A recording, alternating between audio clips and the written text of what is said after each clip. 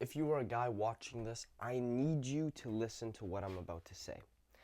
Being nice is killing all attraction you have with any woman that you talk to. Now, whether you like it or not, I have never attracted a girl, I've never gone out with a girl, I've never flirted with a girl when I was exceptionally nice to her. And let me define how we're going to be using nice and what nice actually does mean in the context of dating and this channel and this video. Stop being a nice guy. So here I've written down a couple things that are very apparent in guys who are too nice. So they clearly are trying to get something out of someone or win favor. Dependent, needy energy, no backbone, can't stand up or hold tension, insulted easily, over-explains, unsure of who he is, what he wants, and lastly, all of that will make you come off dishonest and annoying. So this is the reason why nice guys, nice people, and even women are just not treated the way that they need to be treated, okay? Especially for men. For men to be loved by a woman, they need to be respected. A woman is not going to fall in love or have any romantic interest for a man she cannot respect, for a man she does not respect. And everything that a nice guy does is disrespectful to himself. So how can you expect a woman to respect you when you can't even respect your own self? So let's go over a couple of things. It means to be nice, too nice is you're dishonest in yourself. You're putting up a front. You're trying to be too nice, too ass kissy, too it's positive and joyous and everything's this all the time. It's just not you. So when you're trying to get something, win favor, this is me like, oh yeah, John, you're so right. You're so right. Everything you're saying is so right. It's like me talking to a girl. Yep, 100%. You're just agreeing with her. You're hyping her up even, or you're just keep playing into what she's saying, not because you believe it, but because you want to win her favor. And because you're doing that to win her favor, not because you genuinely agree with the stuff that she's saying, it comes off dishonest. It'll come off annoying. And a person will be able to tell. Maybe not just one instance, but if you continually do this, well then then they're able to tell, right? There's a difference between being nice and being a nice guy. Having this whole niceness be your personality, always this, versus being nice is just part of who you are. But there's different parts too. Dependent and needy energy. Ooh, this is horrible. Needy energy is the most likable thing ever. Like, I need you, please don't leave. And dependent energy is the opposite of independent energy, which women love. Women love a guy who has his own life going on, who doesn't need to be always around her all the time, who doesn't need to seek approval or validation from her, who doesn't need to always be clinging to her, around her. He can do his own things. He has his own life going on. He has his own friends, right? Things like this. This one is big. No backbone, can't stand up or hold tension. This is probably what I would define a nice guy is in its most basic, cruel form. A person who cannot hold tension, cannot stand up for themselves, basically does not have a backbone. If I'm poking fun at you, or I'm disrespecting you, or I'm doing something to you and you just sit there and take it, you are just a bitch. You're a nice guy. You can't stand up for yourself. You can't talk back. You can't raise your voice. You have zero confidence in who you are. You're just getting picked on, right? No backbone, can't hold up, and especially holding tension. When you're speaking to a girl and it does get in this flirting context, there's going to be a little bit of tension. There's going to be a little moment in the conversation when you maybe say something that has a little bit of tension and you're like, oh shit, my stomach has this feeling. And you're going to feel the tension, and what you need to do is just sit there, hold it, look into her eyes, and be like, yeah, this is what I just said. It's who I am. It's holding that tension. It's not being laughing at everything. Insulted easily, over-explains, unsure who he is, unsure what he wants. insulted easily, right? If someone were to go up to me and insult me, am I gonna be like, no, I don't. I'm actually not. My ears aren't that big. My hair isn't that dark. My glasses aren't weird. Over explains. Why are you in this line, sir? Um, I don't like the way you're wearing that jacket. Oh, it's actually a really cool jacket, I think. My jacket is cool. My jacket's super nice. It actually costs $300, by the way. The fuck are you over explain to some random person on the street? It's like you would never explain yourself like that. If a girl is like, that jacket looks dumb on you, you're not gonna be like, oh well, I actually thought it looked good on me. It actually fitted very nice, and my mom really liked it too, and my brother and my other sister would. That jacket looks so dumb on you. Thanks. Just move on. No, it doesn't, and move on. Like that kind of silly wooden toothpick throw of an insult shouldn't affect you as a man, okay? Unsure who he is, what he wants. This just comes down to more of an inner confidence. Who you are, know what you want. The knowing who you are is you know your boundaries. If someone says something to you like this, you're not going to take that, you're going to stop. For example, there was one girl I was with, and I was speaking to one of my friends' friends, and he's like, how's your bitch doing? I was like, don't ever call her that again. And I looked him in the eyes, I just said, don't ever say that again, okay? But yeah, she's doing quite well. And what he wants, what do you want out of life? What is your purpose? What are you going for? What is your goals? What is your drive?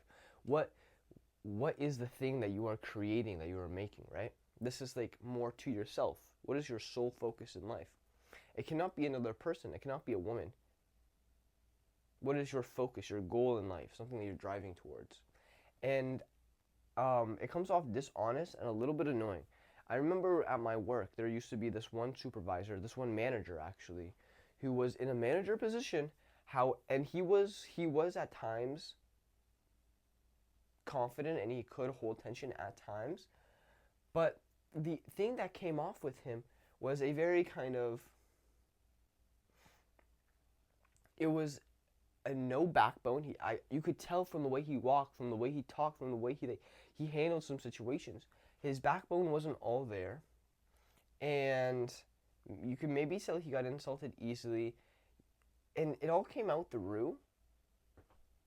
All this comes through, like if you're showing any of it, it comes through your body language. Because behind all of these actions, there's a mindset. The mindset is, I hope she likes me. I hope she likes me. And so when you have this mindset, I hope she likes me, everything is coming out through that. When you're doing anything, it's like, I hope this girl likes me. I hope that maybe if I do enough stuff for her that she'll like me. Instead of, I'm already a cool person, she already does like me. It's that small difference in mindset. And that difference in mindset comes out in the body language. Think about it. If I'm sad, I'm in a sad mindset. That sad mindset's going to come out of my body language. If I'm happy, I'm in a happy mindset. That's going to come out through my body language. Woo! Yippee! Now, if I'm in I hope this person likes me, I'm going to be in a very, I hope this person likes me body language. And that's going to make me do certain things. That's going to make me very reactive. Meaning I'm going to be maybe over explaining, over talking, or I'm going to be too in my head. I'm then going to, when she asks a question or says something, I respond very quickly back. So what have you done with your day? So what have you done with your day? Oh, I was just getting my car washed and I came all the way up here and then I did some waffles and then I, actually went over here, over explaining too fast. My voice is too quick. It sounds nervous. It sounds stifled. It sounds like I'm trying to throw up the words on her. Simple, slower, better, more concise. Had some waffles. Nice. What type of waffles? Good ones? right? Much more shorter, much more concise, much more vague, allows you to expand more intriguing. Waffles, like, that's just to show that you don't need to explain everything. Just be a bit more short with your words. Say the short phrases with power. Be concise. Waffles. How was your day? Pretty good. Some nice waffles. Is better than explaining your entire fucking day. So much better. Trust me. And this reactive energy comes off dishonest, annoying, because you're not being yourself. You're not being a person who is genuinely showing his beliefs and thoughts about the world. If the girl is like, oh, I love this band, and you're like, I love that band too, but you've never heard of that band, you're just being dishonest to yourself. If the girl is talking about things that she does that you don't believe in or don't think are correct, and you're just like, oh yeah, I believe in all that shit, well then that is not you being yourself. There are girls who I've dated before who are like, yeah, I don't know, gay people are just like not my, I just don't really like them. And like, that's not my opinion. My opinion is very, hey, everyone's themselves, they do what they like. And I will literally tell girls that I'm with, it's okay that you're a little bit, stupid, but it's okay you have these stupid beliefs. It's just like, it's okay to be wrong sometimes. And then I move on. It's not like, no, but you don't understand. These people actually are all this, and you can't hate them because that makes you a bad person. And it's just like, well, you're stupid. That's okay. Moving on. Right? It's not like I'm doing something, like I'm trying to over-explain why this needs to be in. I'm being myself and giving her room to have her own thoughts and ideas. But I'm also not being like, oh, that's a good idea. I'm saying my beliefs, and I'm saying them quite dominantly, being, that's fucking stupid, but okay, you have your own opinion. Not everyone is right all the time. Okay, next is what I call a playful disagree. If you're too nice and you're agreeing all the time, what you need to do is have a playful disagreement. Meaning, if she says some funny stuff like, oh my god, I love broccoli. I love broccoli. You can be like, man, I fucking hate broccoli. Broccoli is the bane to all existence. Broccoli is the fucking arch enemy to everyone. And you can be like, why are you such a broccoli hater? Bro, fuck broccoli. I'm all about Brussels sprouts. And you're disagreeing with her, but look at the context at which you're disagreeing. You're getting so disagreeable about broccoli, about something so fucking minute. And even better than that, you're like, Brussels sprouts are the way. Okay, I'm not going to write that down, but it's just an example of something that is extremely playful. It's not serious at all. And you get to disagree on her about it. And you should be able to tell in the context and the situation you're having what is super serious, what is not super serious. Oh, I'm gonna go check out this store. Maybe she says that. I'm gonna go check out this store. Oh man. See if she really likes that store. See if she really likes that. Is that your favorite store? Yeah, it's my favorite store. Now that you know it's her favorite store ever, you maybe don't want to shit on her for it. If she says, oh, I've never been there before, then you can maybe do it a bit more. But if something that she really likes, oh, I'm going to my favorite store ever. Fuck that store. It's a fucking stupid ass store. It's like, okay, what the hell? I like the store. But something like broccoli doesn't really matter. It's not like broccoli she's gonna like fucking live or die for, right? But having this playful disagreements, just so you can show her, and first of all, it adds two things to the conversation. It adds emotion, so it's not just like, oh, broccoli, I love broccoli too. It actually gives something to talk about. It gives a back and forth. And to have a back and forth, a good back and forth with a girl, usually not all the time, but usually I like a little bit of tension in there. I like to disagree a little bit on what she's saying, just so we can have a back and forth.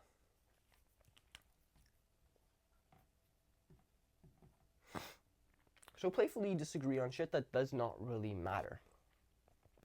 And the way that you're doing this, you want to act You want to like have the feeling that you're like a cocky cop. Not mean in any way, but just like you have the positional, the authority role as a cop, but you're also like fun with it. You're also like super fun with it. You also really don't care about the job. It's like pulling someone over, knowing you can give them a ticket, but you're not. You're just gonna have fun with them, toy with them a little bit, and then let them go free, right? Everything ends out good, but you just want a little fun. And so you may go down to the window and say, "Sir, dear Christ, you know, fucking fast you were driving." And it'll come off in the body language. It won't be, "Oh, sir, did you know how fast you were driving?"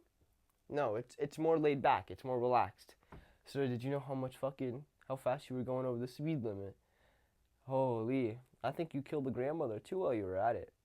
So fast you just disappeared off the road. Now, I'm not going to give you a ticket, but listen, if I ever see you driving like that again, I'm going to have to get out the Glock, okay?"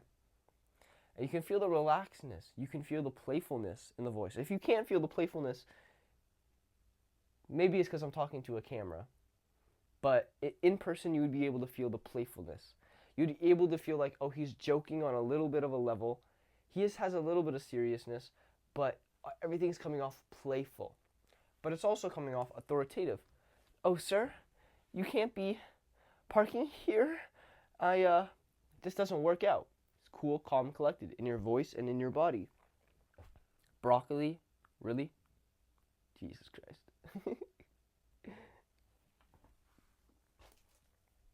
So that is the benefits of playfully disagreeing with a girl. Shows her that you're not going to be super agreeable at everything. It gives the conversation more emotion. It gives the conversation a back and forth. And you should be doing it kind of like, you should have this feeling of more of, I'm a cocky cop. I'm a little, like, what can you say to a cop, right? You can't really say anything. A cop's never going to really lose his cool. He shouldn't lose his cool. Okay, number 3 is a genuine challenge. So this is different from a playful disagreement. This is actually something serious. Take, for example, that store that you really liked. Instead of, playfully disagreeing, "Oh, I hate that store," you could do it. You would have to see how it goes, how the conversation is, how the girl is you're talking to, right? All girls are different. I just don't recommend insulting or teasing something about something that someone actually really enjoys. Like, if someone teases me about liking soccer, I'm going to be like, oh, what the hell, man? I love soccer, though. Or they tease me about liking chess. Yeah, okay, yeah, I understand. It's a bit nerdy, but it's not going to, like... After, like, the first one, I'm going to be like... After the first tease, I'm going to be like, all right, move it on. But a genuine... Where I spelled it wrong... A genuine challenge is challenging someone's world beliefs and views. This is very, very critical, because to challenge someone's world beliefs and views, a genuine challenge, first you need to know them. Then you need to at least take the time to understand them, and then you can challenge them. So you're taking acknowledgement and you're validating this person, their world beliefs and views, simply by acknowledging them. Now that you're challenging them, you're even giving more pushback. And so it shows a great display of interest. How can challenging someone on their beliefs show interest into them? Well, you wouldn't be that interested if you didn't even acknowledge their beliefs or get to know them enough to get their beliefs, or ask enough questions to get to know their beliefs, and even invest the time to disagree with them on their beliefs. So it's like, I disagree with you as a person, but I also appreciate you as a person, therefore I'm not going to walk away. What if you disagree with a homeless guy's beliefs, or someone you just never really care about, where you're going to be like, oh, those are interesting beliefs, goodbye, and you're going to leave. You wouldn't stay there to challenge them. But the fact that you are staying there to challenge this one girl or whoever, and it's not coming from a, you're so dumb, it's coming from a, genuinely, what do you think about this? What do you think about this? And so,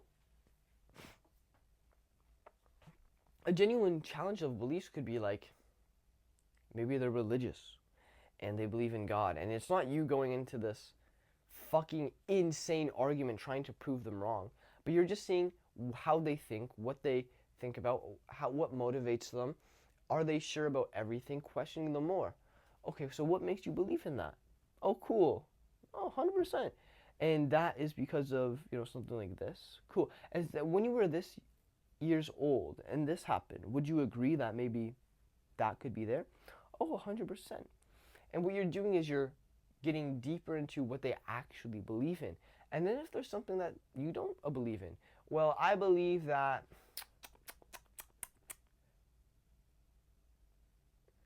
let me think of something. I believe that abortion should not be legal. If you have a baby, you have a baby, that's it, game over, your baby now. And I would be there and be like, what the fuck? I'm not going to get emotional at her, but I may say, do you genuinely believe that? And I say, okay, but what if there's a girl who got, R-worded by someone and she's only little and she doesn't want to have a baby? Well, in that case, that's different. Okay, so you have some cases in which you allow it, some cases in which you don't. But because of the fact that you're able to get into that deeper conversation, shows that when you get into these deeper conversations and you're challenging genuine beliefs and stuff, there's going to be tension. If I'm talking about something deep about your belief and I'm challenging it maybe a little bit, there's going to be tension there. This is my world belief. You're trying to impose on that. You're trying to break it. You're trying to switch it. No, I can't let that happen. There's going to be tension. I do this, maybe it's just my personality of person I am, but you can go super deep in like a couple seconds and then come out, go surface level again. So it's not that you have to delve in super deep 12-hour conversation. No, it's just like a conversation is all over the place. Like genuinely, it goes all over. It can be like here, but then get like super serious for a second and get back to playful. And there's just so much going on. You have to get in the flow of it to actually be present. And if you're thinking, like a conversation happens in here. If you're always here, well, you're not going to be in the conversation. You need to be in this place here to be in your head and in the conversation. So you can really feel naturally what is happening and where you can take it, where you can go. But that is a genuine challenge. Challenging someone on their genuine beliefs, their wholehearted beliefs about the world in a very caring manner. You're just prodding them a little bit, seeing how they feel about this, going deeper in how they feel, what makes them tick, what makes them work, why do they think certain beliefs. And it comes off challenging, but also very appreciative. Because to even do that, you need to know the person, you need to be comfortable doing this, you need to care about them enough to actually understand their beliefs and stuff like that to even challenge it. And lastly is, again, the body language.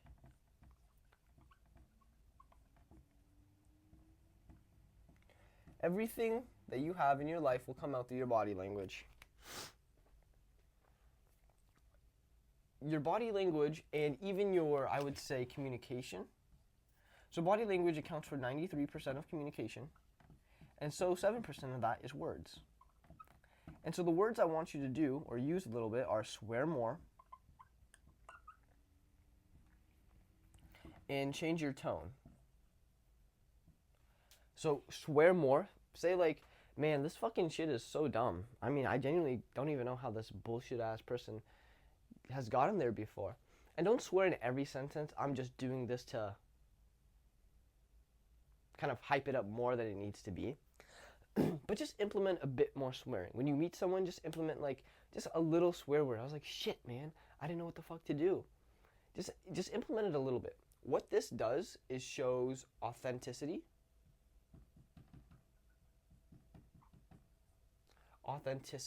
Because a person who is like a real human being probably swears. If you're in front of someone and you never swear and you're always watching how perfect your language is, watching how every word that you speak, it's not authentic, bro. You should just be letting loose from the mind to the mouth out. And your tone, you want it to be going down. A lot of nice guys go like this. And this tone represents a seeking rapport, meaning, can I be your friend? Instead of, let's be friends.